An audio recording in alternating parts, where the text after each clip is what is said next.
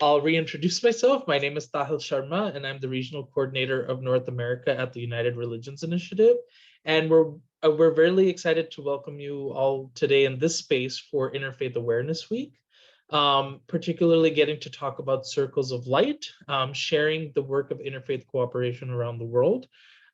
This space was actually dedicated as an opportunity to do sort of an encore presentation of one of our special events that we did last year during the COVID-19 pandemic called Circles of Light, which is our annual gala. So what we'll be doing is actually showing a feature presentation of many of the stories that we collected around the world of many of our chapter organizations, which we call cooperation circles, and the work that they've been doing on the ground. But as a precursor to that, I've decided that I would take this opportunity to introduce you all, actually, if you aren't already aware, of the United Religions Initiative, which is considered the world's largest grassroots network of interfaith organizations. By those who have their camera on, raise your hand if you've ever heard of URI. Alrighty, Ariella, okay, Robert, awesome. And since I can't see the people who aren't off camera, of course, we'll be able to find out if they've seen it. But, well, hello. Hello, familiar face. How are you? Hey, Tahil, how are you doing? I'm good, thank you. It's so nice seeing you. What's with a full beard? I'd like to say it sort of naturally comes to me, but it's also sheer laziness. So we'll consider it a bit of both. You look great. Thank you. I appreciate it. But yes, I just was getting to share a bit about URI, but just before that, I was actually going to show your video of introducing us into the space today. So I will actually do that right now as I slowly let people in as well. See here. Screen.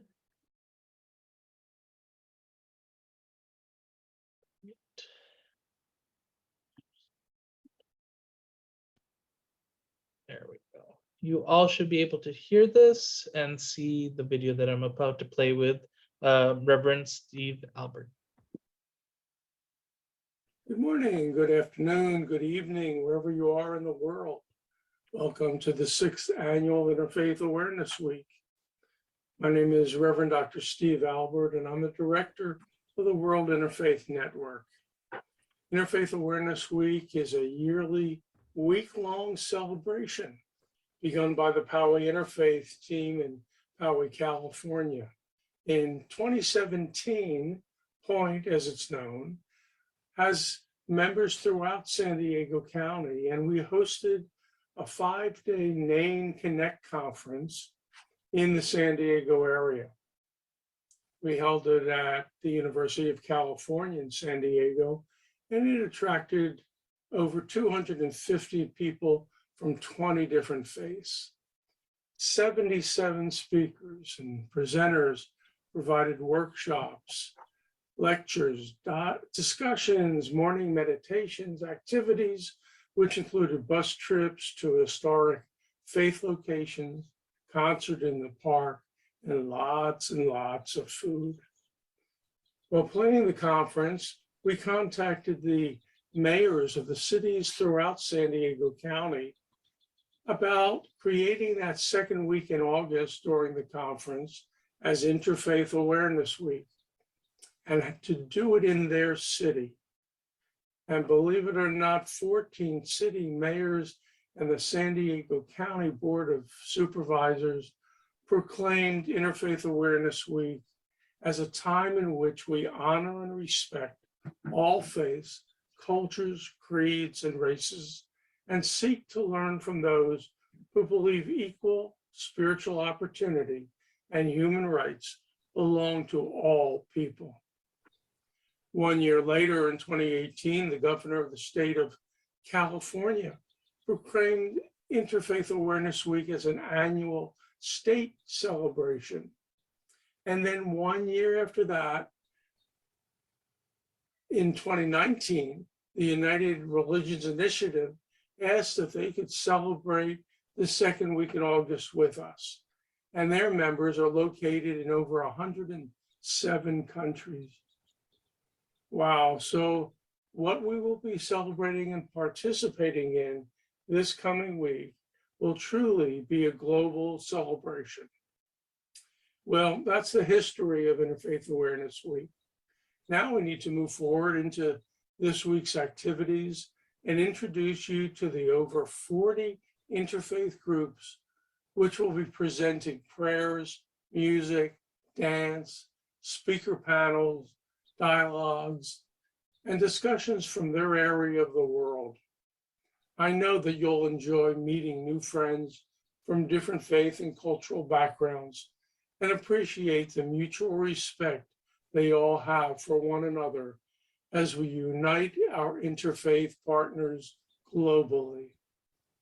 And each noontime, Monday through Friday, don't miss the 1-hour global talk zone.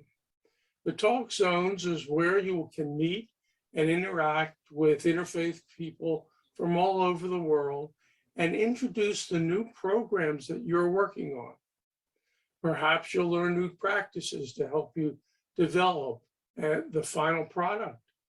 You may even be invited to collaborate on a virtual event and even be on a panel elsewhere in the world. By joining forces with interfaith groups throughout the world, your events will become richer and attract more people.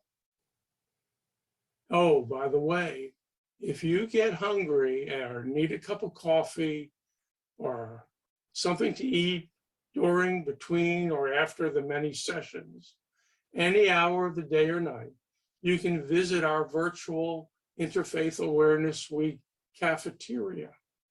Whether you want coffee, a snack, a full breakfast, lunch, or dinner, link your computer's browser to the site shown and grab an IAW food tray. Then go back and select what you want to eat and drink, copy them one at a time and paste them into your tray. Make sure you save the tray for a souvenir.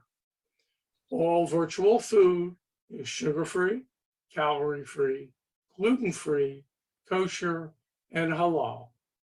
So come back anytime during the week, 24/7. So now I'm going to turn the program over to the next presentation. So I've got my essay written, and I've been working on it for about a week. So now. And of course, as technology never wants to really be as smooth as possible, I now have the actual Reverend Albert in the room who is passing it over to me to do this presentation today. And I'll start off with getting to go into a bit of detail about the United Religions Initiative, because in the work that Reverend Albert and many other folks on the ground do, it's an important place for us to be able to see what the power of grassroots interfaith work really does. And it's a part of this longer story of what interfaith cooperation has offered simply in the past several decades, particularly starting in the year 2000. I'm going to share my screen once again, just to make sure that you all are here with me. Let's see. There we are, and you all should be able to see this screen. The United Religions Initiative, as I was mentioning before, is the world's largest grassroots network of interfaith organizations. We have been in existence since the year 2000, and this year is our 22nd year of doing powerful interfaith cooperation work around the world. And we are really excited to be able to uplift the platform of what Reverend Albert and the World Interfaith Network has been offering through the Interfaith Awareness Week. And we're really excited to be able to show many of the stories that come with doing interfaith cooperation work around the world.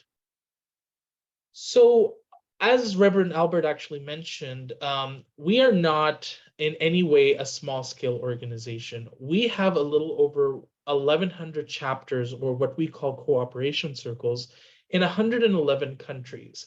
And that's a really big way of saying that interfaith cooperation is not just a sideline movement, it is a mainstream practice in how we function in this world today, which includes the constant participation of thousands of people who are working to make a difference. And it includes many individual people who can join URI as people who may not be able to commit to a single organization, but are interested in working in the URI network. The organization was originally founded by Bishop William Swing, who was the former Episcopal Bishop of California, and who had this vision of understanding the work of something like URI to be sort of a United Nations of faith and spirituality for all people to participate in. It was an opportunity for folks to be able to engage across difference and to be able to share a platform and a destiny that allows us to be able to be mutually abundant. And the core purpose of URI is to promote an enduring daily interfaith cooperation, to end religiously motivated violence, and to create cultures of peace, justice, and healing for the earth and all of its living beings. This is not a small task, and this is not a small dream, but it's equally important for each of us to play this role in creating these cultures that are going to make a big difference now and forever. And this is something that the membership of World Interfaith Network and many of our cooperation circles have done in taking part in this Interfaith Awareness Week. We have at least 10 cooperation circles throughout this week whose stories you'll get to hear, whose power really resonates through the words that they'll be sharing with you, and whose activities are not just inspiring, but have an opportunity to really bring us to terms with the fact that we have a lot of power in doing interfaith cooperation work. So as a part of that conversation, I'm actually going to show a short snippet of the founding story shared directly by Bishop William Swing and one of our former executive directors, Victor Kasanjian, on why URI needed to be the thing that exists. A better day. You know, when you're entering into something that's so outrageous, you go to bed at night and you're lying there and you're thinking, why did I say yes to that? I don't know anything about Buddhists. I don't know anything about Hinduism. The longer I lay there in February of 1993 and thought about it, I was thinking, come on now. The nations have met every day for 50 years to struggle together for global good. And in the same 50 years, the religions of the world haven't spoken to each other, not for 1 minute. Bill Swing has always been a maverick. When I met him in 1981, he was doing cutting-edge work with HIV/AIDS here in San Francisco at a time when even doctors were refusing to touch AIDS patients. Bill would go into the hospital. The Bishop of California would go into the hospital and sit with patients with HIV/AIDS and hold their hands and kiss their forehead and just comfort them. And I was thinking, who's more moral in terms of having a vocation for the world, the nations or religions? And nations aren't very good, but religions are worse. And so Bill went off on this kind of crazy dream of bringing the religions of the world together to work for peace. And I said, I commit the rest of my life to being a catalyst for the creation of united religions. I didn't know how to get there. I didn't know what it would look like. I didn't have any money. But I thought, okay, here goes the adventure. The story goes that he went around the world to talk to all the great religious leaders of the world to say, come join me, and together we'll bring the religions together and we'll create peace in the world. So I went to speak with the Pope and the Dalai Lama and Mother Teresa and the Archbishop of Canterbury and the Shankaracharya of Kanchipuram and the Grand Mufti and the Sheikh of Al-Azhar. No, I mean, you can't think of anybody I didn't go visit. And I asked him one question, a simple question. Are you willing to deputize a person from your tradition to meet with a deputy from other traditions? And every one of the religious leaders said, absolutely not. And I said, okay, it's not going to happen with religious leaders. And I thought, who's left? It's the grassroots people. And then it dawned on me, they're the only people who could ever make it happen. they're the only people that could make it happen. The grassroots people by the hundreds who joined Bishop Swing in an almost 5-year conversation about the work of interfaith cooperation, about the ways that we move forward in achieving cultures of peace, justice, and healing. That was the foundation of what created the principles, the mission, and the values of the organization that we now know as the United Religions Initiative. So I want to share a couple of terms and a couple of important things to think about when you're looking at this organization that we call URI, because as you step into the space of watching the Circles of Light video we'll be showing in a bit, there might be some terminology you might be curious about. So I want to make sure that we have this sort of glossary ahead of time before you enter that space together for the video. The first term that I've been mentioning a lot already, which we call for short a CC, is basically a cooperation circle, which is a chapter organization in URI. We have what are known as the Global Council of Trustees, who are elected cooperation circle members of each region of URI, and we have about 8 regions, who help to discuss the strategies and vision of the global organization. We have what is known as our Global Support Office based in San Francisco, where global staff are mainly located. We have regional coordinators, myself included, who are specific staff people dedicated to various countries, regions, or continents where we have a significant number of cooperation circles, where we play the role of supporting and amplifying the work of the cooperation circles on the ground.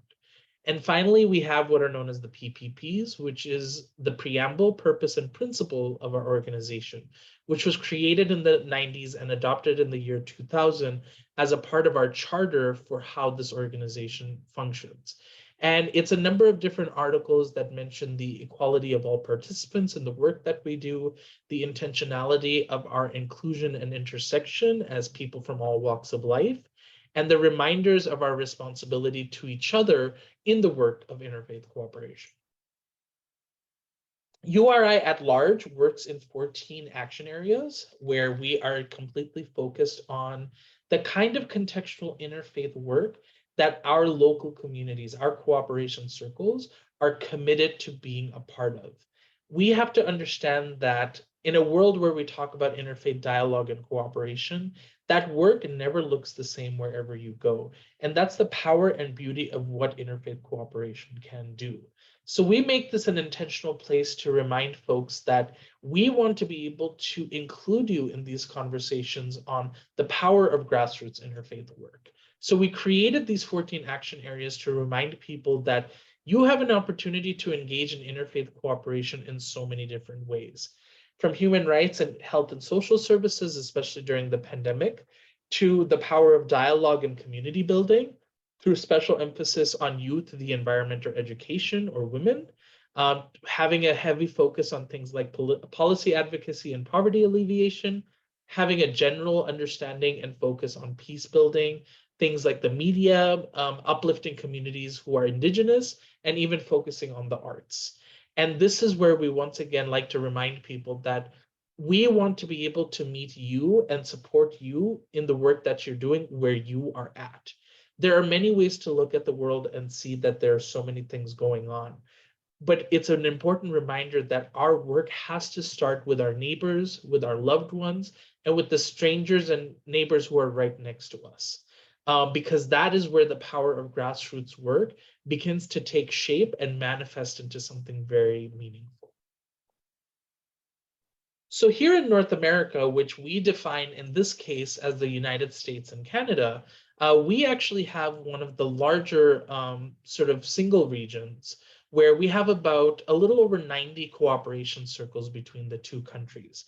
I serve as the staff member as the regional coordinator, and I work with specific global council members, Fred, Valeria, and Geneva, who represent various CCs within the region and who work with me in thinking about vision, strategy, events, programming, and different ways of being able to engage community members on the ground within the network.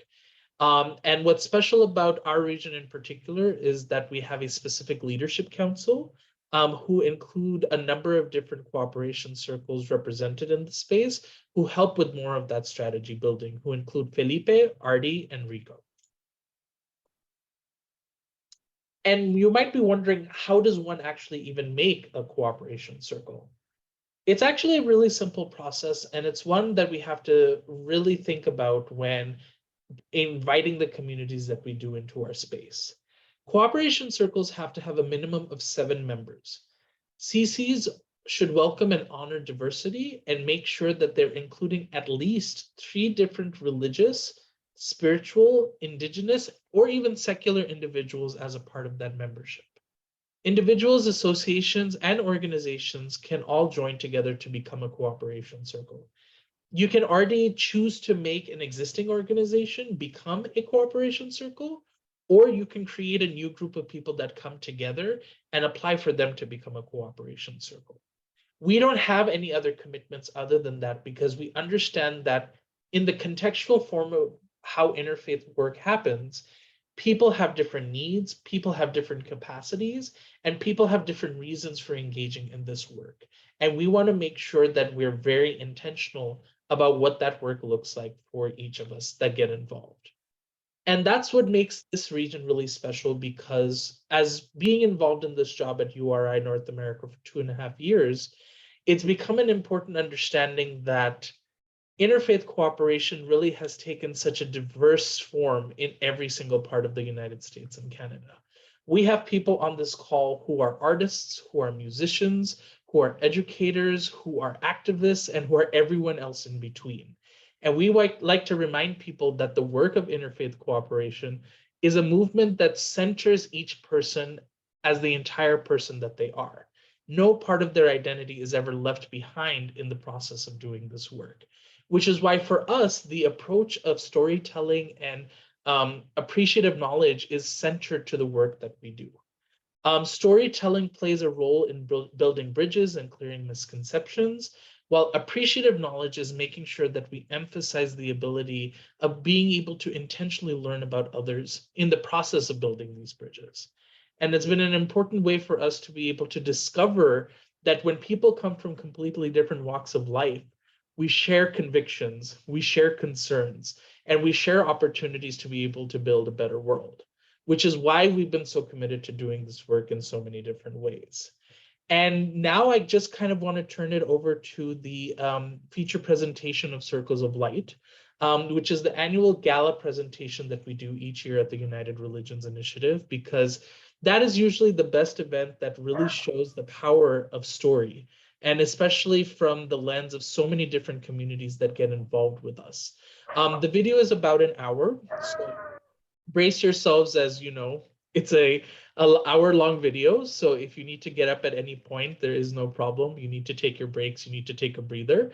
But once the video ends, then we can engage in some of the conversation that comes with what you've learned from the various stories, and what we can do to really emphasize the work of why storytelling is so important in this work. So with that in mind, I'm going to turn off my camera and I'm going to share the video with all of you for Circles of Light. So let me just make sure that everything is good to go. Do not buy solar panels. No. If you live in one of the... No, you should buy solar panels. You can ignore that commercial for every reason possible. Let's see. Go. That. And you all should be able to see the screen. And I'll make sure to increase it fully, but have the actual screen. There we go.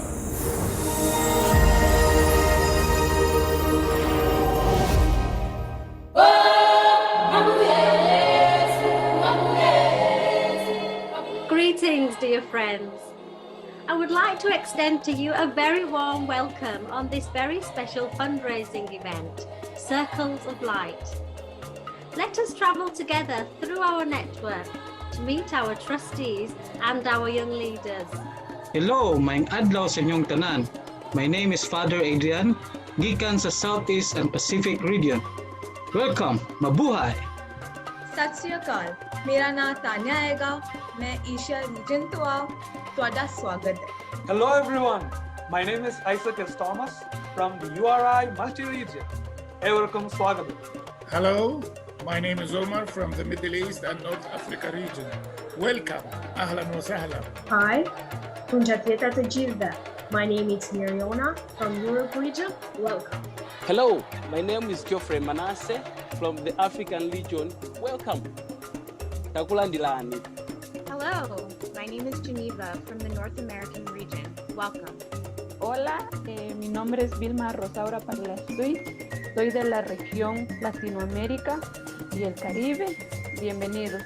URI works to end religiously motivated violence. URI brings together people of diverse religions, spiritual expressions, and indigenous traditions. URI partners with several United Nations agencies and is a UN Economic and Social Council member. URI focus on global issues through 14 action areas.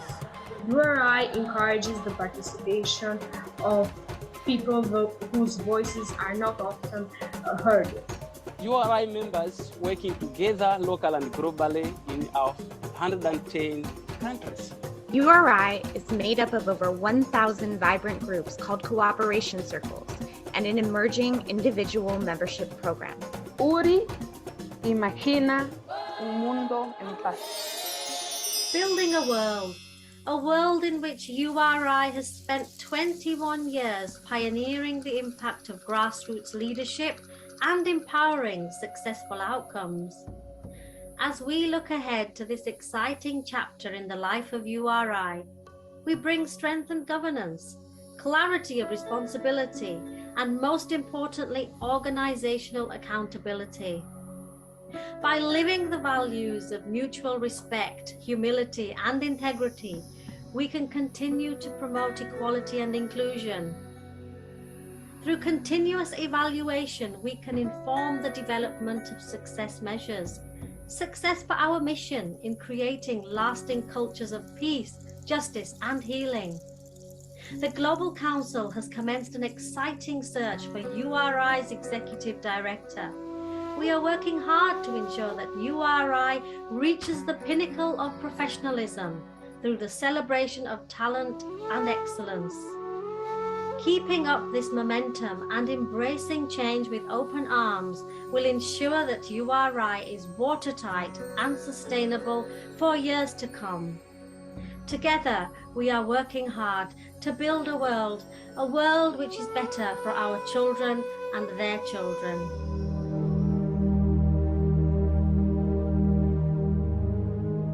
Writing the purpose statement was really difficult. It took us 1 year to write one sentence. And part of the difficulty was that we had 3 ideas and we didn't want to throw 2 of them out and keep the other. One of the things we were working on was if we had more peace among religions, it would change world history. Another idea that we were thinking about was we need to challenge fighting religions to get back to their spiritual roots.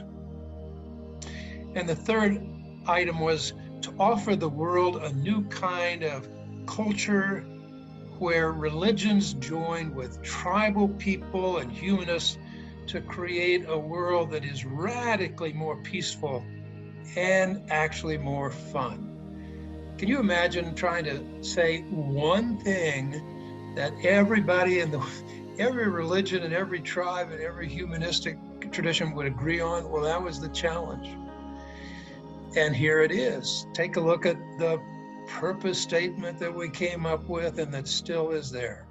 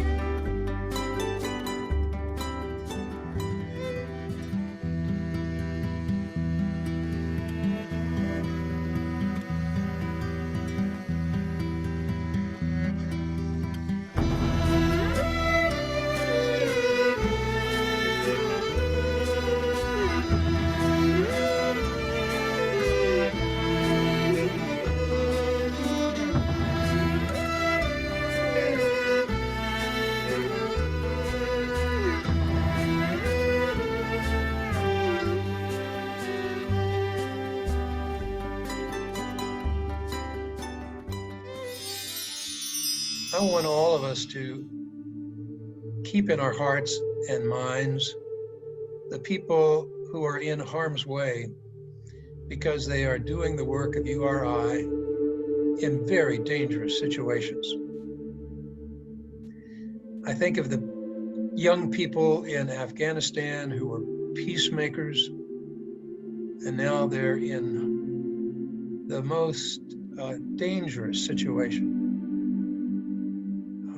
They are doing our work, the work of peacemaking. They're still there. Some have gotten out. And there are people in URI in other countries who, because they do the work of URI, are in danger of being kidnapped, danger of being murdered, danger of being imprisoned.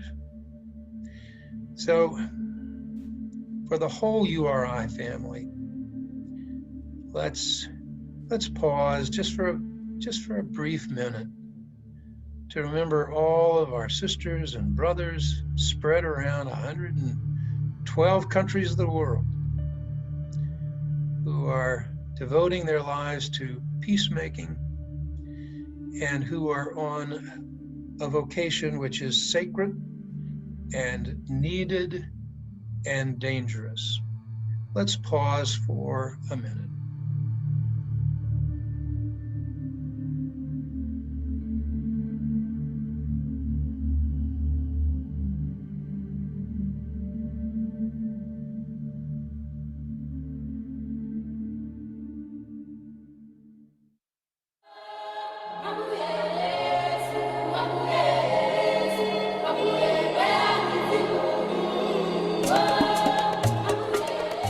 Building a world with stories of impact. But why is measuring impact important? Impact measurements helps us to create systemic, sustainable change, and it also drives the contributed value to society in general. It helps us to account for our social performance and to generate greater credibility. So, let us now travel to each of our regions and listen to their heartfelt stories of impact. Our first stop will be to our colleagues in the Southeast Asia and Pacific region.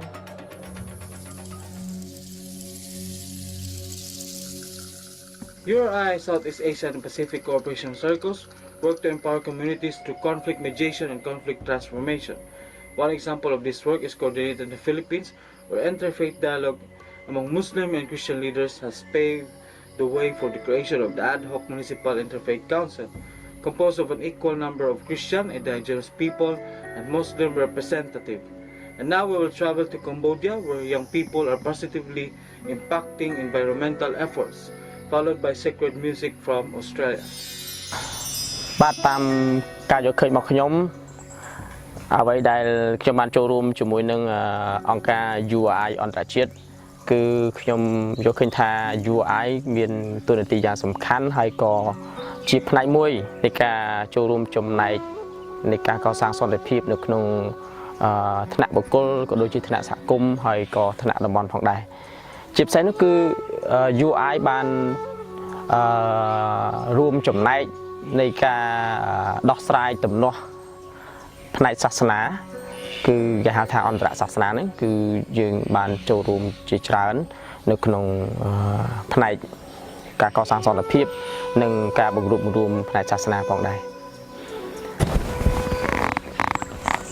បាទឆ្លងកាត់បទពិសោធន៍ដែលខ្ញុំបានចូលរួមជាមួយនឹងសកម្មភាពក៏ដូចជាកម្មវិធីរបស់ URI ធ្វើឲ្យខ្ញុំមានការផ្លាស់ប្ដូរនៅចំណុចជាច្រើនបាទចំណុចសំខាន់ទី1នោះដែលធ្វើឲ្យខ្ញុំមានការផ្លាស់ប្ដូរនោះគឺពាក់ព័ន្ធទៅនឹងបុរិយវិនិច្ឆ័យហើយមួយទៀតគឺការបែងចែកប្រកាន់រវាងសាសនានិងសាសនាអញ្ចឹងហើយក្រោយពេលដែលខ្ញុំបានចូលរួមគឺខ្ញុំបានយល់ដឹងអំពីតម្លៃក៏ដូចជាគុណតម្លៃអំពីការបង្រួបបង្រួមសាសនាការចូលរួមចំណែករវាងសាសនាផ្សេងៗដើម្បីជាកត្តាមួយក្នុងការកសាងសន្តិភាពនៅក្នុងកម្រិតបុគ្គលកម្រិតសហគមន៍ក៏ដូចជាកម្រិតតំបន់ផងដែរURI មាន ឥទ្ធិពលក៏ដូចជាបានផ្ដល់បានជះឥទ្ធិពលទៅលើការងារយុវជនជាច្រើនពាក់ព័ន្ធទៅនឹងការបែងចែកសាសនាការដោះស្រាយទំនាស់សាសនាក៏ដូចជាការចូលរួមចំណែកមួយក្នុងការកសាងសន្តិភាពផងដែរក្នុងបទពិសោធន៍ដែលខ្ញុំបានចូលរួមធ្វើឲ្យខ្ញុំមានក្តីសម័យទៅថ្ងៃអនាគតខ្ញុំគិតថាខ្ញុំនឹងអាចក្លាយទៅជាអ្នកប្រឹក្សាយោបល់ឬក៏អ្នកចូលរួមដោះស្រាយទំនាស់សាសនានៅក្នុងប្រទេសរបស់ខ្ញុំក៏ដូចជានៅក្នុងថ្នាក់តំបន់ឬក៏ពិភពលោកបាទនេះជាការគិតសម័យរបស់ខ្ញុំនៅពេលដែលខ្ញុំបានយល់ដឹងអំពីគុណតម្លៃអំពីការបង្រួបរួមសាសនានិងការកសាងសន្តិភាពផ្អែកទៅលើការដោះស្រាយទំនាស់សាសនា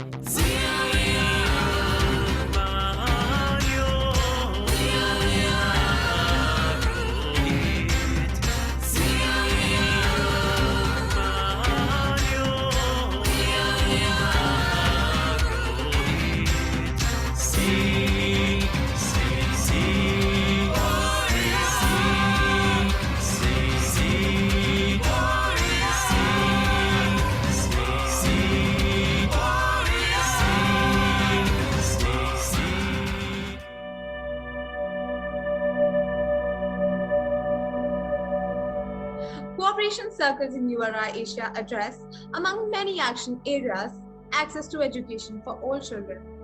Over 1/3 of the CCs in Asia focus on education, and their efforts range from teaching interfaith awareness to children in South India, to opening an open sky school for children living in slums in East India, to providing books, stationery, and library facilities to children in need in North India. Our story comes from Sri Lanka and the interfaith efforts post-civil war. And we will meet young musicians from Bangladesh. Trincomalee is the most diverse district in Sri Lanka.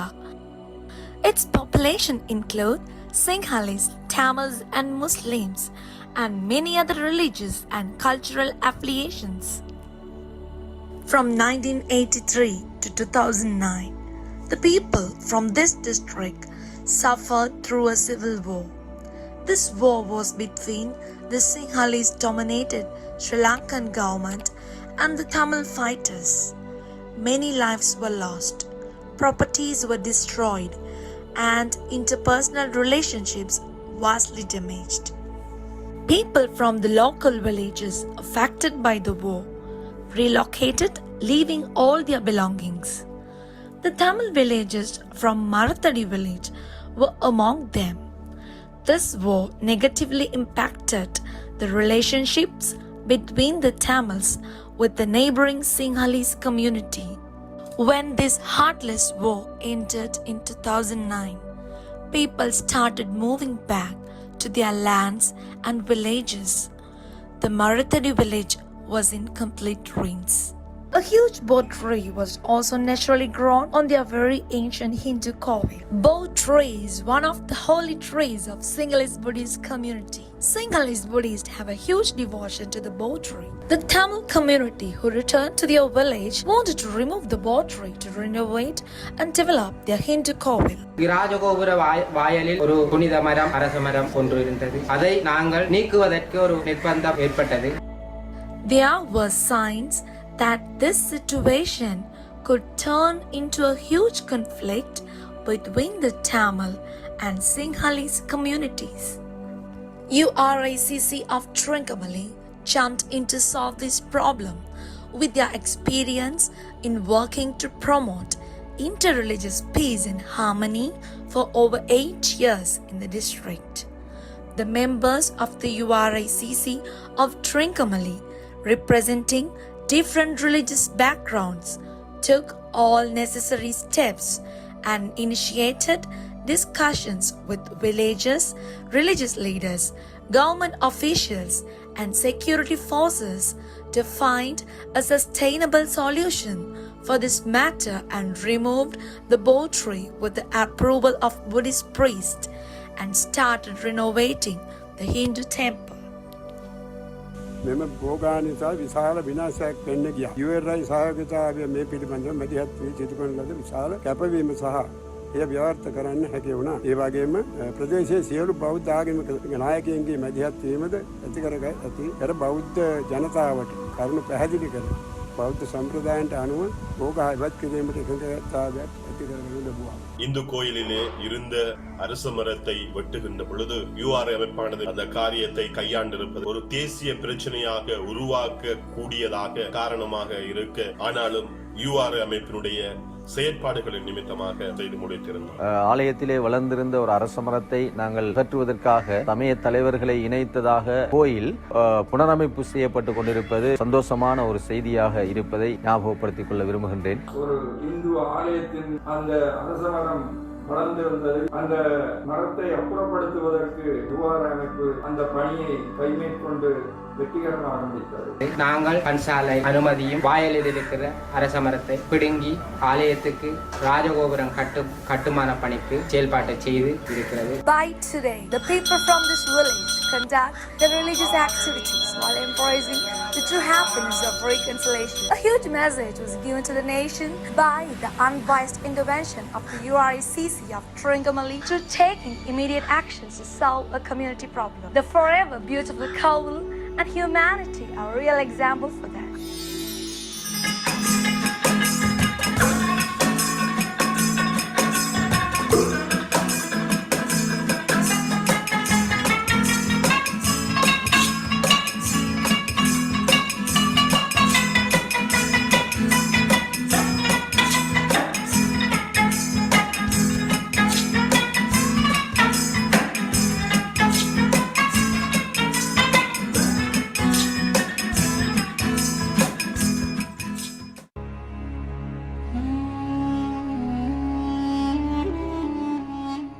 Since URI's inception, the connection between URI and the United Nations has flourished.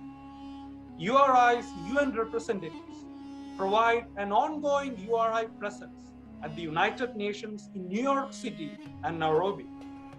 And URI leaders have often spoken at UN meetings on topics of nuclear weapons disarmament, environment issues, sustainability, and human rights. URI typically sends an yearly delegation of youth representatives to participate in UN events at the New York City headquarters, and in the recent years, many have participated in the UN online events as well. All over the world, URI cooperation circles celebrate the United Nations International Day of Peace and the World Interfaith Harmony Week. In fact, several URI groups have won the World Interfaith Harmony Week contest, an international honor sponsored by His Majesty King Abdullah II of Jordan. Now, it is my honor to invite you to the multi-region section. Let us travel to Jerusalem to hear an inspiring story of a young Palestinian woman, and then later, our dear Pato Banton will perform a segment of the Golden Rule song. Enjoy. Hello everyone, my name is Duna and I am a 19 years old Palestinian Muslim girl from North Israel. I identify myself as a Palestinian, but I have an Israeli citizenship. How is that? When the war of 1948 happened, which is the Nakba for Palestinians, when 700,000 Palestinians got expelled from their homes, my grandfather stayed here and we stayed here ever since.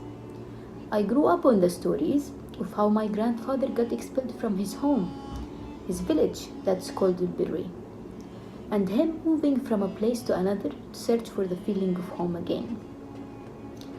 I always asked myself, is it that easy for someone to leave everything behind and move on? The answer was no, and it's still no. And here, the story of Jerusalem Peace Builders begins. So what is Jerusalem Peace Builders? Jerusalem Peace Builders is an organization that brings together Palestinians, Israelis, and Americans to learn about each other's cultural, religious backgrounds and have dialogues about the Israeli-Palestinian conflict. In Jerusalem Peace Builders, I had the chance for the first time to communicate with a Jew in my age and talk about random things and even talking about the conflict. So how did that happen? Jerusalem Peace Builders determines the values that should be included in this program, such as respect, understanding, and not judging each other's by our cultural, religious backgrounds, but us as human beings. In Jerusalem Peace Builders, I could see the beauty of our similarities and differences. We spent the Jum'ah prayer together, the Shabbat and the Sunday prayer. I got first involved in this program when I was 14 years old, and now I'm 19.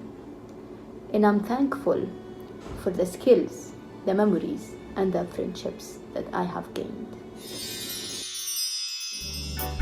When you love Mama Nature and all creatures too, it's the golden rule. We gotta teach it to the children too. Tell me now, are you making time to pray and meditate? And with the Most High communicate? Do you try to keep a smile on your face as you do the best you can to make this world a better place now? We need more peace and harmony, the honoring of human dignity, more justice and equality, 'cause everyone has a right to be free now. And you can keep your religion, but we no need no division. We come together on a global mission to end prejudice and racism. And when your soul is invested, you can expect to be tried and tested, 'cause that's the way we grow, y'all. And who feels it knows it's the golden rule. When I treat you how I want to be treated, it's the golden rule.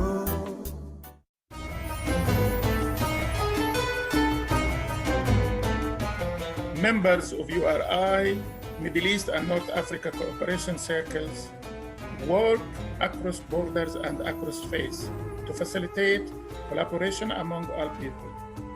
Divisions appear on a daily basis here, so community building among Christians, Druze, Jews, and Muslims is very important in this region. URI groups cooperate with their communities to bridge cultural and religious differences. Some women's groups play an essential role in bringing people together.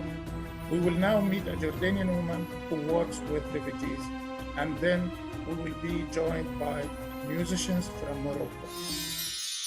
Good evening, ladies and gentlemen. I've joined the URI 13 years ago with Naya CC, knowing the important role of URI in transforming a positive change in various societies.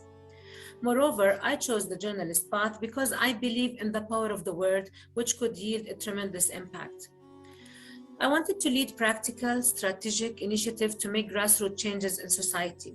Therefore, I had some initiative during the past year to enhance the culture of openness to others and how to live together in harmony with all strata of society. Actually, I value pioneering. I think a leader sees the society can be different and longs to start new endeavors to bring about positive changes. It takes courage, coupled with a thorough reading of social reality, utilizing a sharp, analytical eye and a keen spiritual perception. In fact, COVID is bringing humanity an opportunity to learn in abundance since we are all in the same boat. We are truly realizing our interconnectedness with one another by cohering the three protagonists, the individual, institutions, and communities. COVID let us ask critical, fundamental questions and awaken a deeper sense of social responsibility within ourselves. So we participated with URI MENA region on a weekly basis program called Social Cafe to discuss in depth how the pandemic affected us. Then I was pondering on how media can play a great part on spreading hope amidst the pandemic to elderly and Syrian refugees. So we had a radio program for 8 weeks called Body and Soul to highlight the importance of the balance on the spiritual and material lives during the pandemic. In parallel with the aforementioned program, we held 2 devotionals meetings with elderlies and female Syrian refugees to emphasize on the effect of prayers and strengthen their hopes and to reflect on a deeper meaning of life after pandemic. Friends, this is a dual purpose that one should have in his or her life, which is to strive to be a better person and helping society in which our two are intertwined. In other words, one improve oneself in a dual coherent process of the dual moral purposes. Thank you so much.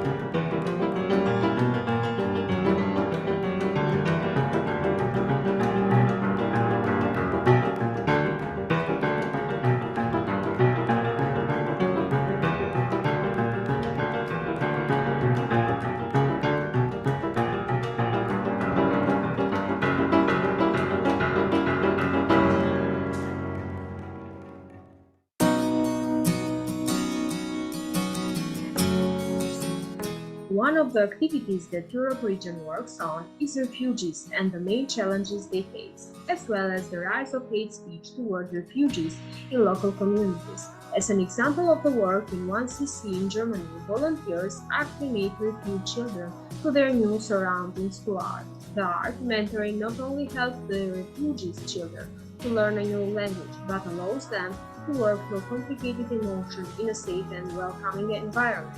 And now let's hear a personal story coming out of the United Kingdom about the importance of the interfaith dialogue. It will be followed by music from young people who attended the youth camp in Bulgaria. 2021 is the year in which the world marks the 20th anniversary of the 9/11 tragedy. 9/11 was something which clearly shook the entire world. Within a few months, I was faced with not only a global tragedy and coming to terms with what had just happened on that fateful day, but also a personal tragedy when I lost my dear cousin. And I remember and I recall my peers, my friends who were on that journey who had never met my cousin. They represented different religious traditions and backgrounds. And I recall all of them fondly, not only expressing sympathy with the family, but praying for my cousin. They never met her, but they remembered her in spirit and in their heart. And I recall the last conversation I had with my cousin before she left us was when I explained the way in which people from different backgrounds and religions had prayed for her and had supported her. And for me, that was an abiding memory, but Interfaith spoke to my heart because what it did, unlike many other walks of life, was you're not selling a product. What you're selling is a vision, an inclusive vision, one which is receptive and open to all. Now, my principal role at Baraza, Secretary General, began, in fact, back in 2010 when I was approached to host an exhibition on Oman's message of Islam, which was based on the values of tolerance, understanding, and coexistence. And we held the first UK exhibition of this kind. It was wonderful, it was well attended. It actually shone a light into a tradition of Islam which was largely unknown to the world. Baraza has a range of initiatives and projects which promote acceptance, peaceful relations between people not only of different religious backgrounds, but people of different cultural backgrounds and nationalities. Now, Unity is our flagship program for young adults. It is a life skills program which simply provides an opportunity to build confidence, to build resilience, but also to give young people real life skills that they can use not only in their communities, but also in the world of work. Unity is a very significant program for us. We have run teacher training programs. We have run a week-long series of interactions for children from the 10th grade. And our plans over the next few years are very ambitious. We are looking at programs for the 5th grade, for the 6th grade, 7th, 8th, and 9th to have a holistic, whole-ranging, whole-school program of activities which are linked directly into the curriculum. Baraza is tiny but tenacious. It's a small organization with a big heart, and we are looking at making a tangible difference to ordinary people up and down the world.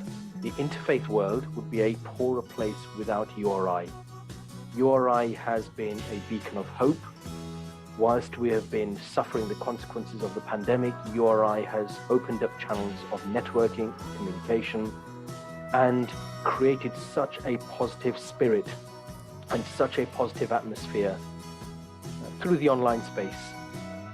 And I am determined to do what I can through Baraza to try and work with URI to make sure that we can take this spirit into the physical world. I am a strong believer that whilst we have communicated in the way that we've communicated, because that is the only way and the only safe way during the pandemic, ultimately nothing beats human-to-human connection.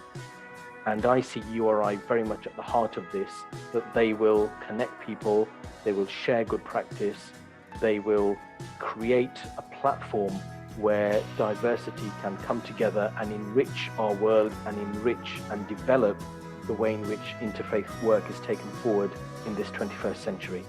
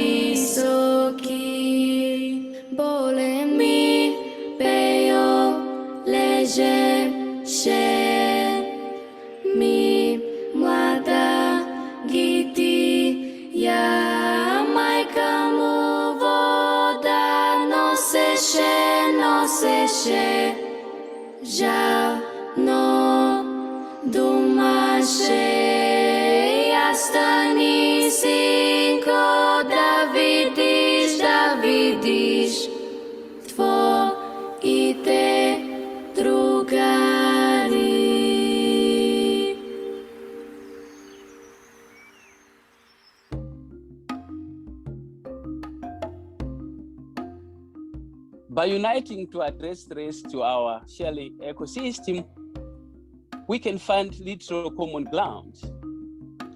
Every member of every faith tradition depends on necessity, like clean water and access to natural resources to survive. One cooperation circle in Kenya has developed a network of different groups with environmental concerns. It works closely on interfaith relations to strengthen environmental conservation among different religions and to connect their efforts based on their sharing values of caring for creation.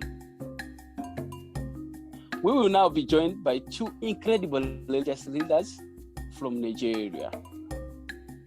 A pastor and an imam, former enemies, who become friends and have changed their communities. A joyous dance from Somalia for their conversation. As a Pentecostal pastor in Nigeria, we have never had the occasions to relate with the Muslims because my background as a Pentecostal pastor does not allow me to relate with the Muslim at any cost at all.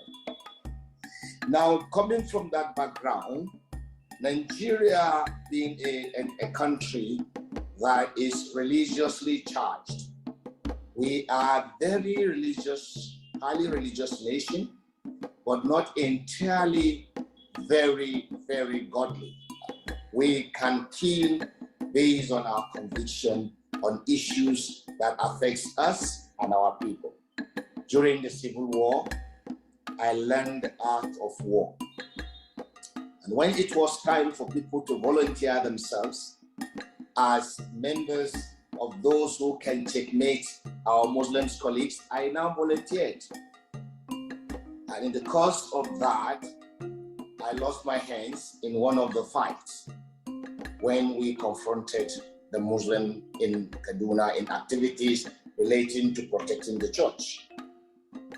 So as this continued, at a point I met a religious leader who told me, James, you cannot preach the gospel of Jesus Christ with the kind of hate you have for the Muslims.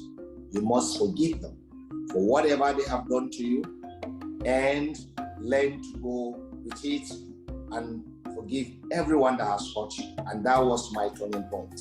It took me 3 years to process my pain. But I'm glad I've forgiven, and now I'm happy and I'm living as a peace ambassador. And at this point, even the ambassador of the Golden Rule for the United Religious Initiative. That is behind me, and I preach it and I carry it everywhere, that do unto others what you want others to do unto you. I happen to be, and I am, the son and the great-grandson of an imam. My father is an imam, my grandfather is an imam, my great-grandfather are imams. They mean they are spiritual leaders. It's a family that survived, that are both on spiritual journey. And within the spiritual journey, once upon a time, my ancestors are those who are the custodian of Islamic heritage, the colonial authority. They changed the language of communications from Arabic to English. Then they changed the modus operation in the country from Sharia concept to a secular law.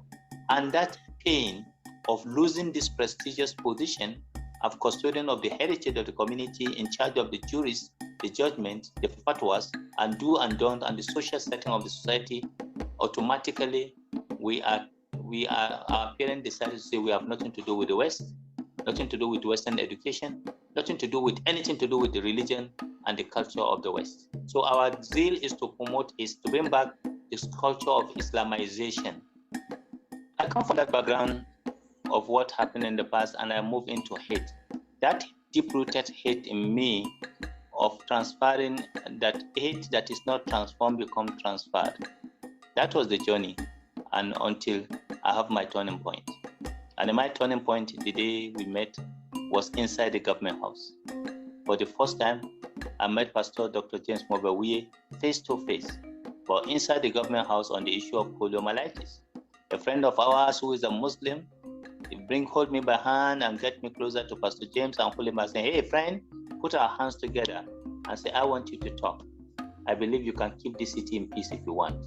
That began the journey of what we see today. Because the meeting point was on poliomyelitis, saving the life of our children who are in danger. Our children and their children. Children are children. That was the beginning of the journey. After that, the interfaith mediation went around the country, in the 36 states of Nigeria and Abuja, dismantling structures of hate and putting structures of forgiveness. We have in all these states, one Christian, one Muslim representatives that are talking about our work. We zone the country into six political zones. And since we started, hate has reduced, violence has reduced. And I think one of the important tools we have used in the past was one of the key important tools by United Religious Initiatives called the Golden Rule. In our capacity as the ambassador of the Golden Rule, fall on our shoulder by United Religious Initiatives and as a mantle for us as a role model for loving for your brother what you love for yourselves, a deep-rooted tradition in Islam, the same thing in Christianity, and across not only Abrahamic faith, but of course religious traditions across the world.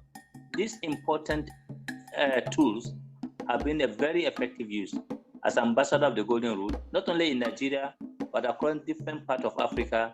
We have carried this message of saying we are one family under God, and we have one mission, and that mission is to be the best of mankind. There are very many people who have transformed after their encounter with us. We have religious hardliners in Jos. We have some young people who say, sir, for what you have done and for your exemplary lifestyle, I have stopped the killing. I will no longer kill. I don't want to mention the names of some of these young people who were once a dagger drawn in Plateau State, but after our work with them, they are now peace ambassadors. I was also informed reliably that watching our film, two women in the Sudan, North and South Sudan and Sudan, hugged each other for the first time because they saw the film, the Imam and the Pastor.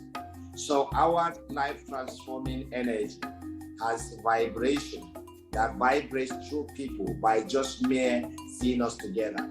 We have so many of these stories of transformation because Imam and I are working together. Even without saying a word, people listen and change their lifestyles. When we see people in different traditions promoting the dignity of differences, the dignity in our differences, I want to see a world where that live. And that is where my heart goes.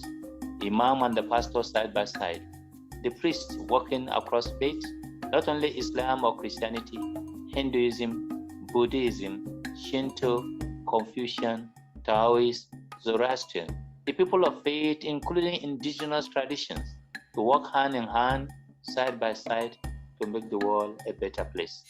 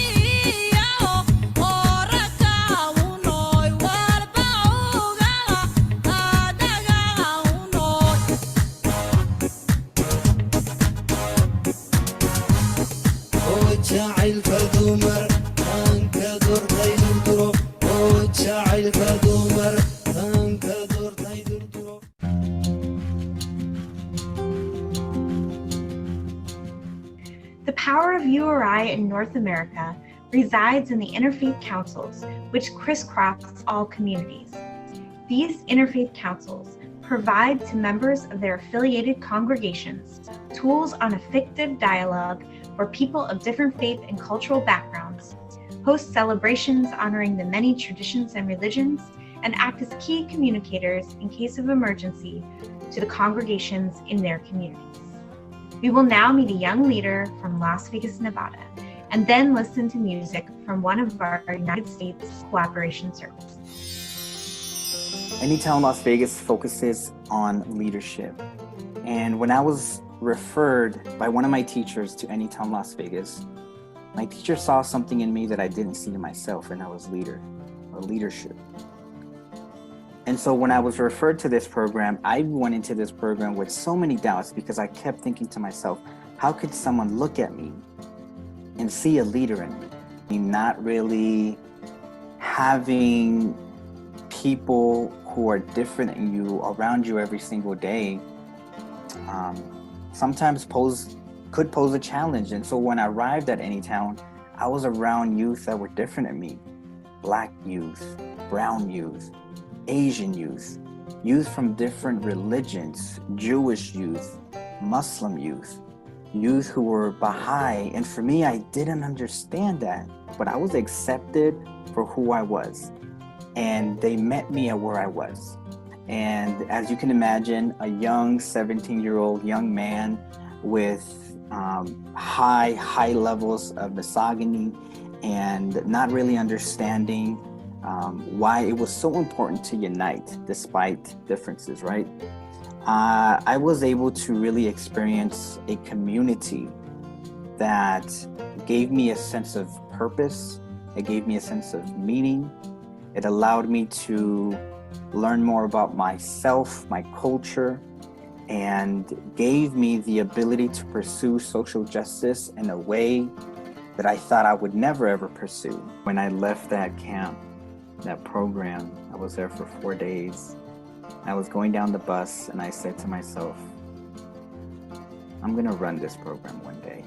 It made that much of an effect on me that I knew that I wanted other young people like myself from my hometown, from my area, from my neighborhood to experience this. That if we can create a world of Anytown where we bring young people together from different nationalities, ethnicities, religions, faith, traditions, cultures, and we can bring them together on a 4-day weekend and they come out as family, we can surely do that here in this world. And so URI has what it has done for us, the Anytown program. It has catapulted us into a whole different place. For the past 3 years, we've been able to be involved with global conferences. We've been able to be a part of discussions with youth in South Africa, Europe, North America, South America.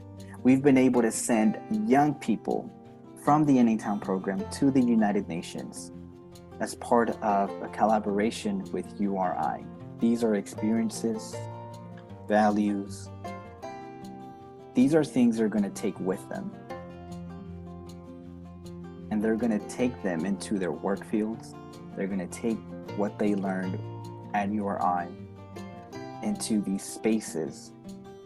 And that's the beautiful thing about it, is that when you invest in young people, the return of investment is astronomical.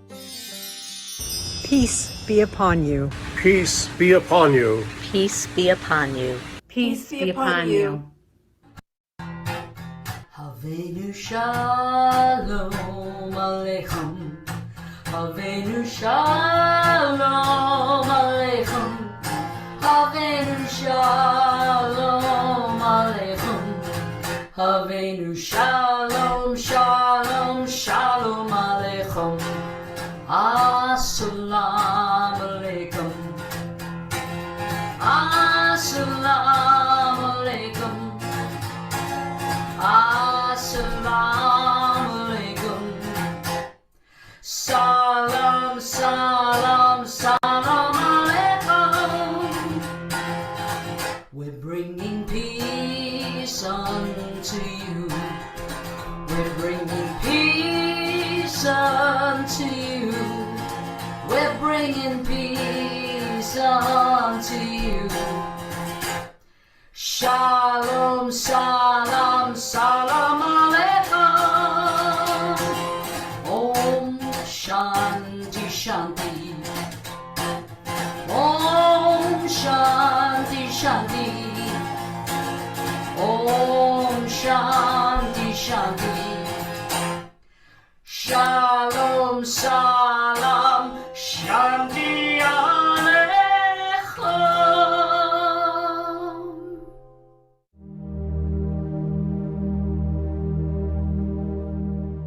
Los círculos de cooperación de URI en América Latina y el Caribe aborda una amplia gama de problemas sociales, ambientales, económicos, utilizando una plataforma interreligiosa.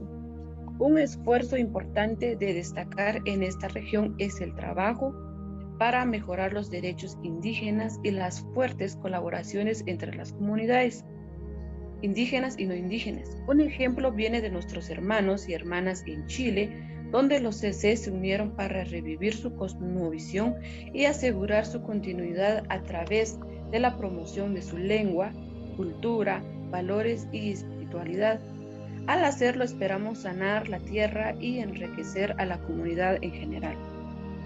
Ahora vamos a visitar a una de nuestras hermanas en Brasil y luego una serenata con un grupo de músicos de México, Venezuela y Brasil. Olá, eu sou Adina Santos, conhecido como Boi Baiano, e a Lorixá do terreiro do Ilê Axé Oiabagã, situado em Brasília.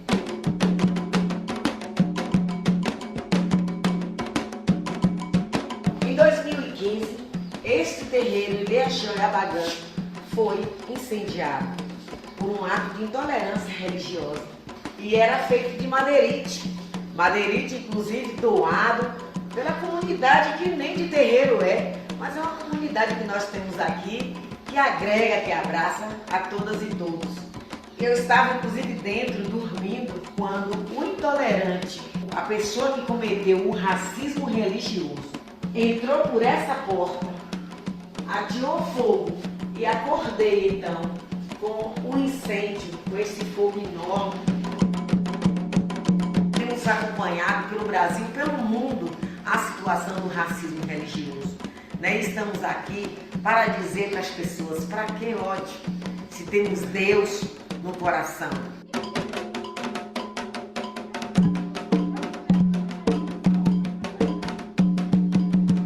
Em um ato de desagravo, recebemos aqui, através da URI, toda a comunidade religiosa.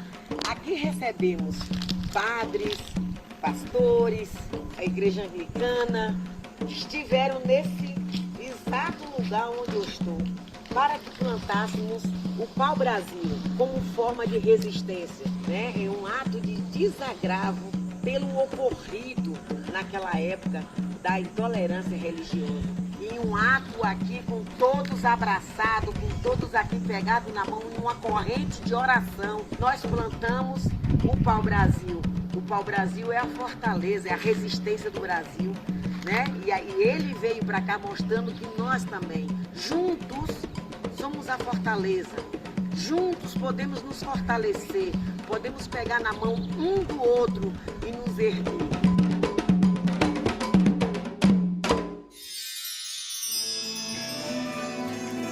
Me gusta estar tirado siempre en la arena o en bicicleta perseguir a Manuela y todo el tiempo para ver las estrellas con la María en el trigal. No soy de aquí ni soy de allá, no tengo edad ni por venir y ser feliz es mi color de identidad.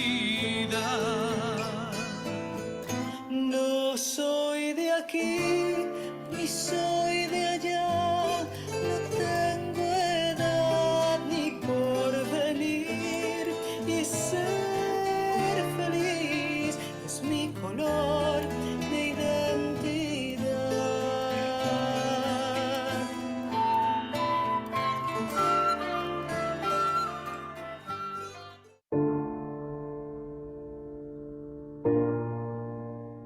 What is membership in URI?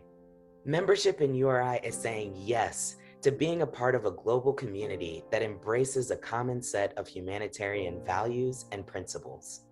It is saying yes to connecting with like-minded people from all religions, spiritual expressions, and indigenous traditions.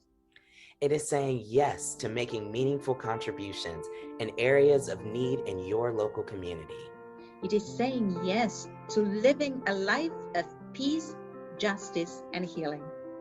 So how can you be a member of URI? There are two forms of membership in URI. There is an individual membership option and a group membership called Cooperation Circles. As an individual member, you can engage in your areas of interest. You can participate in topical learning exchanges alongside people from around the world, and you can engage in our online community. In Cooperation Circles, you get together with people of different faiths, spiritual expressions, and indigenous traditions to have an impact at a local level, but you are globally connected. So are you ready to get started? Visit uri.org/welcome to join our global community. We are waiting for you. Thank you. Yo los invito a todos a que se den la posibilidad de vivir la experiencia que es URI, porque URI no es solamente una organización, es una experiencia. Invito a que todos se animen a poder entender y a poder practicar la experiencia de URI. Yo nunca me imaginé que en el año 2020 iba a ser consejero global cuando empecé. Sinceramente creo que para mí es un honor, porque justamente creo que no hay en el mundo muchas organizaciones que trabajen la paz de la manera que lo hace URI. Por eso los invito a que formen parte de esta gran familia y que podamos juntos construir una sociedad más justa y armoniosa.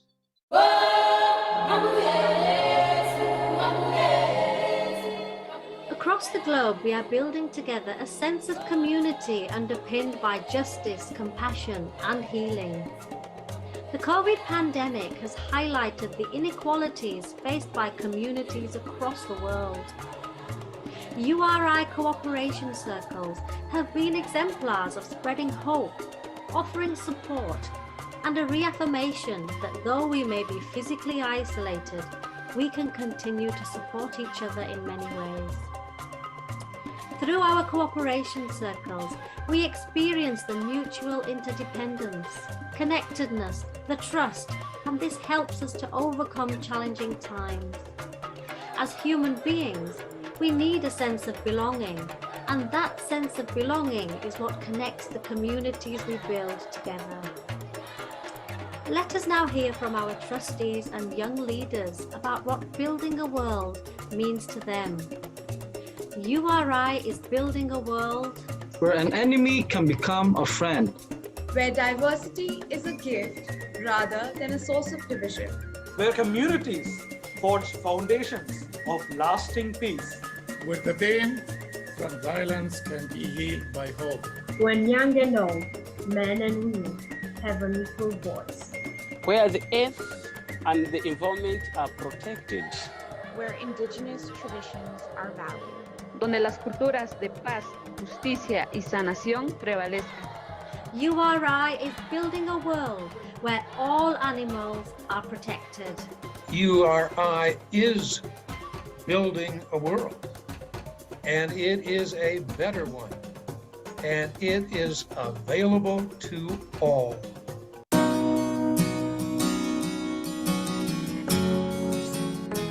Finally, it is my joy to say goodnight to you, to remember our family in all of its religions, and all of its expressions, and all of its dances, and all of its tribes, in all of its humanistic endeavors, in all of its COVID work, in all of its environmental work, and so much more. It is such a great family, and what a blessing to be together tonight. Thank you for being here. Thank you for the work you do. Bless you, bless all of us on this journey, and blessings as we go out the door, hoping that the holiest of spirits fills us to do the most sacred work of peace building. With your support and your commitment, we can continue to cultivate cultures of equity and cooperation as changemakers in action. As people of different faiths, indigenous traditions, and spiritual expressions, our united role is absolutely deeply critical in preserving our environment, in promoting good health, and standing with those who need us most. We must continue to be a voice for those who are not heard, for all living beings, as stated in the URI purpose. As we embark on this exciting journey in the life of URI, let us expand our impact into greater, more inclusive spheres. Dear friends, let us all join our hands and our hearts to continue building the United Religions Initiative for many years to come. Goodbye and namaste from the United Kingdom. Hangtod sa sunod na pagkita ay.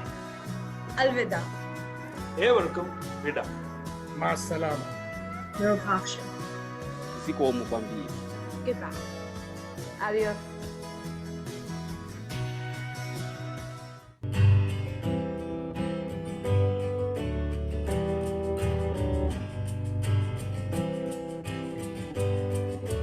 We are born from earth, the children of first peoples, live in right relationship.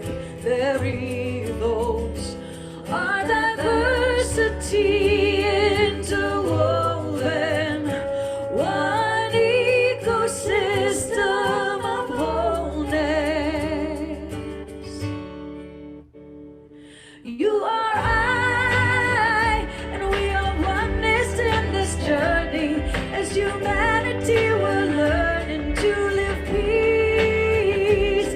You are I, and we are people united. Earthly healing, no more fighting. 'Cause now we see that you are I. Calling all tribes and nations to gather. Unity is not a sameness, but rather it's a garden bursting with color, thriving in support of each other. You are I, and we are oneness in this journey. As humanity, we're learning to live peace. You are I, and we are people united. Earthly healing, no more fighting. 'Cause now we see. Come with us, calling people to people. Unity, heal with us, people to planet in harmony.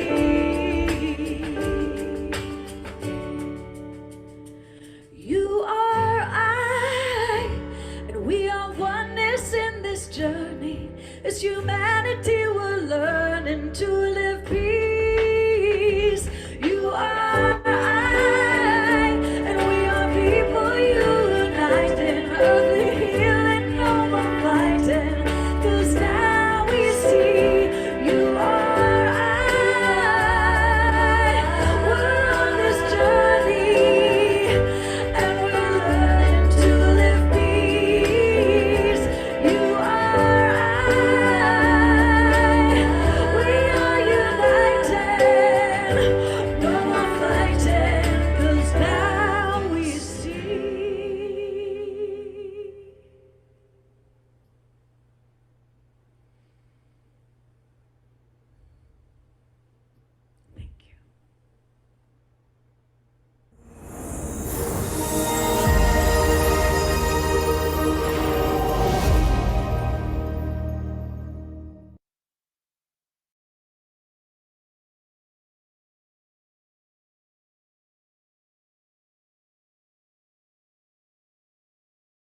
Wasn't that just breathtaking? Oh, yeah. I had hoped that you guys would get an ending of the day event. because that's just tremendous. And it's such an important inspiration and reminder that with everything that's going on in the world, peace is still very possible. It just takes all of us to be a part of it. And, you know, I just want to open these last few minutes to be able to just create a space for community and reflection, to think about what you've seen, how it's impacting the way that you've been thinking about this work. I know so many of you have been sharing the willingness to connect with people who you saw in the videos, through private messages and through learning about the musicians. So this is our space now, and I would love to hear from folks. I'd like to say something. Hi, Ruth. Hi. Congratulations. As a filmmaker, I want to say that it's very difficult to sustain a film for an hour. And yet it was because of the diversity that there was never a dull moment. If those same comments had been made all by the same people of the same background, right? More or less generic type of people. Sure. It would not have been, it was hearing the accents and seeing the different faces, and also as I suggested to you, and I'll write you an official letter if you need one, but I think very easily you could take all the musical segments and put them together without any narration and just say, this is URI, and just have all that music together. It would probably, it could probably be like a 15 to 20 minute film, a short film. And you could use that to promote URI around the world, even without that, because not everybody will spend an hour. I mean, we know MTV audiences, right? You know, it's like, so, but it's a fantastic introduction to the work just through music. So that's my professional suggestion. And I'll, if you want, is that better if I write it in an email? Yeah, that would be fantastic. Okay, because at the end of the day, that kind of production had to happen because it was being done for the virtual setting for our fundraising gala. Right. And it was sort of created to, you know, engage with the opportunity of being able to share it with folks who have been donating and stuff like that. So your feedback is going to be really important, because if we want to continue sharing that information in other public spaces, then of course it's going to be so important that CC members like yourself are letting us know how it makes sense to be able to share that that information on. Yeah, I have one other question, Tahil. Sure. So I helped to form 4 CCs in the last 15 years, and but I heard that there's another way to do this also as an individual. So what is the difference if I were to join as Interfaith the Musical as my, you know, the project, because I have people from all different faiths performing, but I don't have a fixed group of people that where we have regular meetings. So how does one affiliate that way as an individual if you're not part of a CC group? That's a great question. So if you're wanting to do it sort of as Interfaith the Musical, if you do have enough people who sort of fit the minimum requirements to make a CC, you could do that. Otherwise, as individual members, each of you who is involved with Interfaith the Musical could join as individuals within the space of URI. So there's a separate form that I can actually look up right now for you, where you could join as a person, saying what you do and stuff like that, and engage in the space accordingly. Well, what if I joined as a CC? Am I required to have regular meetings or not necessarily? So if you create, you know, another CC, it's the only requirements are the number of people that you have in the group and the diversity of the group. However you run it is completely up to you. Okay, all right. Okay. Yeah, Ruth, World Interfaith Network is a CC, and it's because we have almost 300 connections to interfaith groups around the world. So we're more of a database than anything else. Oh, okay, I see. And so if all my performers come from 4 or 5 different religions, then that would qualify, that would meet your requirements, right? Totally. Okay. Yeah. All right, thank you. Yeah, no problem. I want to, if you could tell me your name so that I can pronounce it correctly. Tiara Tiara. Yeah. Pleasure, Earlier, pleasure. I talked about using our spiritual names, so I changed it. There's mine. Awesome, awesome, awesome. Welcome. Thank you so much. This was amazing. And I would love for teachers to have a copy of that to use in their classrooms. I mean, that going through that film automatically changes who you are.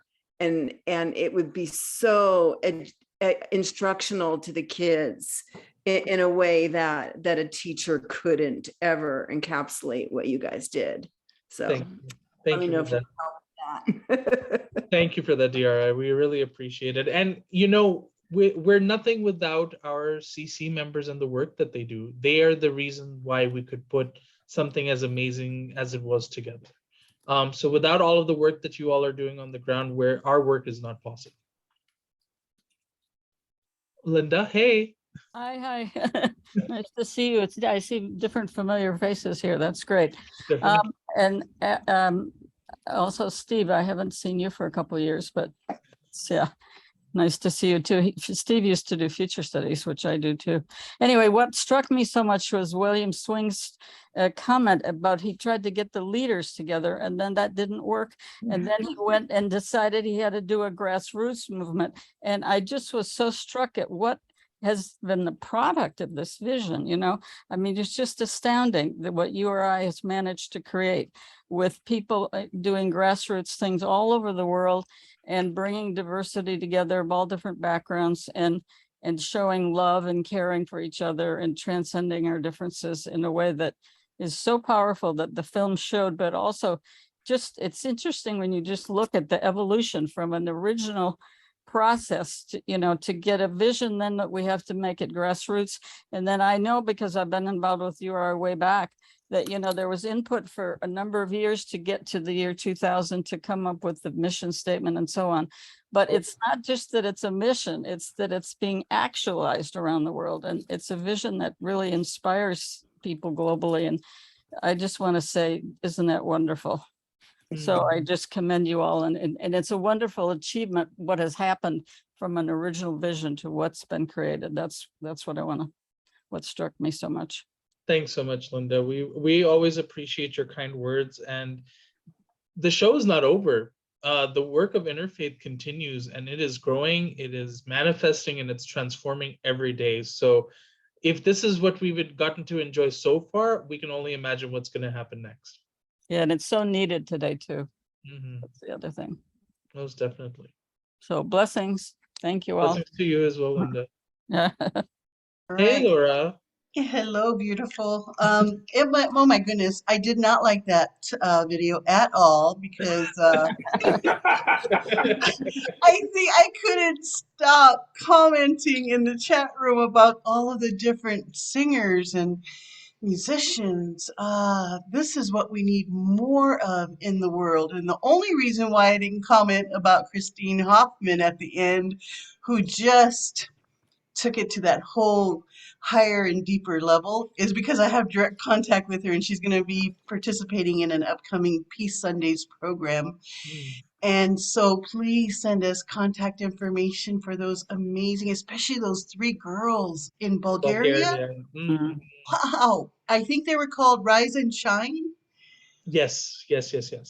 Oh my goodness. I want to feature them in our September 21st United Nations International Day of Peace, Peace Sunday program, which we're going to be broadcasting live stream from Auschwitz, Poland and Ukraine to the world. So we need to bring in the voices of the youth especially, and we're also integrating in a lot of indigenous elders, their sacred songs, especially for water and the elementals. And so Tahil, dear, it's wonderful to see your wonderful work, and I would like to invite you to come and participate in an upcoming Peace Sunday so you can share this video as well, and we can broadcast it out and continue to cross-pollinate all this amazing inspirational work that everybody's doing and contributing to the greater good of all our global family. So thank Fantastic, Laura. Absolutely. Thank you so much for taking part today, and we're so excited to be able to share this message with so many others. I'll be more than happy to reach out to make sure we can get those different musicians connected to you, and I'm more than happy to share this piece for a Peace Sunday. I think that'll be fantastic. Excellent. Thank you, dear. And Steve, brother, Yes. today was a wonderful first day to kick off this amazing week. And Ruth and I were communicating behind the direct contact. She made a suggestion, and I agreed with her completely. The way in which you organize this to really have it be so that each organization's program is all lined up. There's no competing programs to try to, select from. I think that is just phenomenal, and it'd be nice to continue to build our audience here and multiply the efforts. But I think if more people were aware of what you've created here, I think many would be truly blessed. And the work that Thank we're you. all doing, the sacred activism work that we're doing, diversity is beautiful and divine, and it has definitely been represented here in this first day. And so thank you for allowing me to have the Indigenous elders open up our sacred space for this week with all of their prayers and wisdom. And thank you again. Deep, deep bows of love and gratitude. Thank you, Laura. Let me give one more shout out to Tahil. I'm sorry, guy, but when I contacted URI and I said, I'd really like to present the circles, and could we get it, or how can we do it? And they said, well, we'll just give it to you, no problem. And we'll have one of our members present it. And guess what? You are incredible, guy. You are a huge MC. Just fantastic. Thank you. I appreciate it. I've got to say, it's probably thanks to that first name that we did so far ago that inspired this Interfaith Awareness Week that has ultimately gotten us full circle to me having this convening happen right now. Isn't that funny? Because when you spoke there in 2017, I think you were even a little nervous about getting up. Mm-hmm. I was. And boy, 5 years has made a difference. I would just like to make a quick observation. Oh, sorry. Go ahead. Wasn't that at the time when you were serving on the board with the Southern California Parliament? It was because of that name connect that the whole board had asked me to serve on SCCPWR's board. Yeah. I wanted to make an observation about what's happening in the interfaith movement that is so stunning. I remember when there was very obvious and how should I say, perceptible competition between the organizations, between URI and the Parliament, and there were meetings about it, and should we do this and should we do that, and what we got here first, and we did that. I remember that distinctively. And I arranged for a number of people and organizations to be in Interfaith Awareness a week, including unity.org with Ben Bowler and Becky Susan, all that, because I thought it's such a natural, this is the moment, it's August, they're having a big 99 Days of Peace with a big event in September. This would be a great place for them to advertise. And when I said that to Steve, he said, of course, of course was earned. We weren't like that at the beginning. We were much more, it was like, we had discovered the gold. We didn't want anybody else to have the gold. And now what I saw, and you can see this even in the large organizations, because they have asked people from the other large organizations to serve on their board. That's how, pardon the expression, incestuous it's become in the best possible way, is that we are now just looking for ways to enhance everybody else's position and what they're doing, and to share their talents and their achievements. And today we heard about Wichita of Sam Miskins, who was truly a pioneer in the whole interfaith movement, even before the modern day Parliament was reestablished, in 1993. And, I just feel so proud of us of our community that that's what we're doing, that we're asking other people to share their platform, to come on our platform, and that there's no, it's very seamless going back and forth between them. There's no protocol, there's no hierarchy, there's just, of course, you're doing this, absolutely. So I just want to salute all of us for doing that. It's collaboration, not competition. It's That's holy, why. holy collaboration. Holy collaboration. Holy moly collaboration. Holy moly. Yep, the evolution of our species. We can see it happening. Yeah. And also Linda's comment was so perfect, because what about Bishop Swing, that he saw all these great leaders and none of them were willing to send out a representative. And you know, like you would think they would want to set the standard for behavior, and yet he understood then that it had to be grassroots. And so, you know, I always say bottom up and top down at the same time. And I think they're learning from us. I think that the big organizations are learning that that's what we want, right? Have you noticed that, Tahil? 110%. Yeah. They've definitely taken the lead of grassroots people to say, you know, maybe we should meet. Maybe it's high time we do this. Can I just say a couple words? This was wonderful. Thank you, Tahil, and everybody participating. And really, excuse me, the overall goal, I believe, of this week was that we could connect with one another. And what I'm seeing here, I'm seeing Laura say, oh, I would really like to get this group or that group. And that's the whole point, so that we see each other doing things and we can promote them in another event or a community circle or however. And it's all about connecting and coming together and getting to know each other. And I think that this first day has kind of said that and been that. And I'm just very, very pleased with how it's all worked out. Yeah. Can I just add something else here? You know, in the world today, if you look at the world, there's a whole lot of problems and messes and polarization and division and everything. And yet, you know, it seems that the thing that's going to save the world is there's a word intersectional.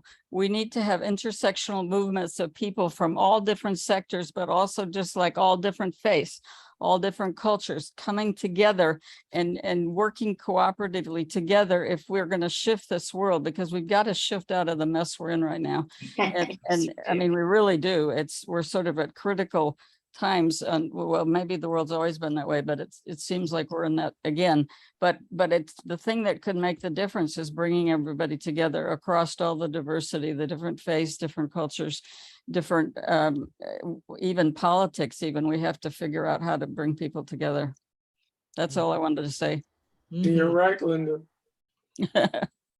And I think that's precisely why I made the point earlier about the work of interfaith cooperation still changing.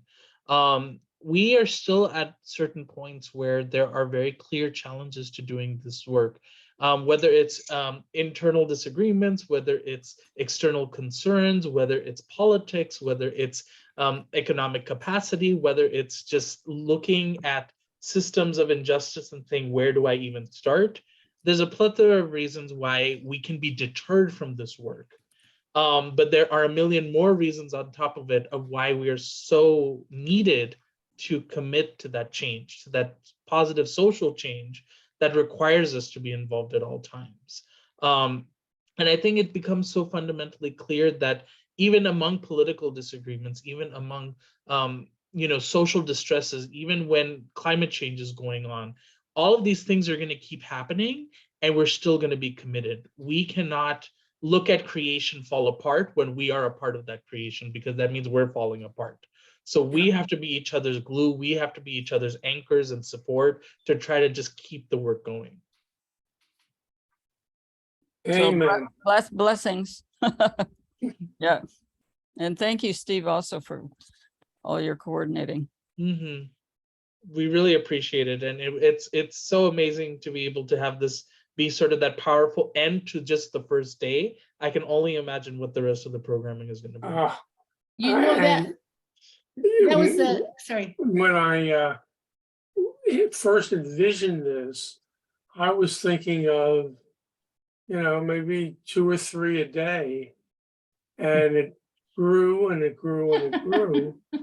And thanks to Ruth and a couple other people, we have Brazil and Australia and England and Israel and Pakistan and Canada, United States.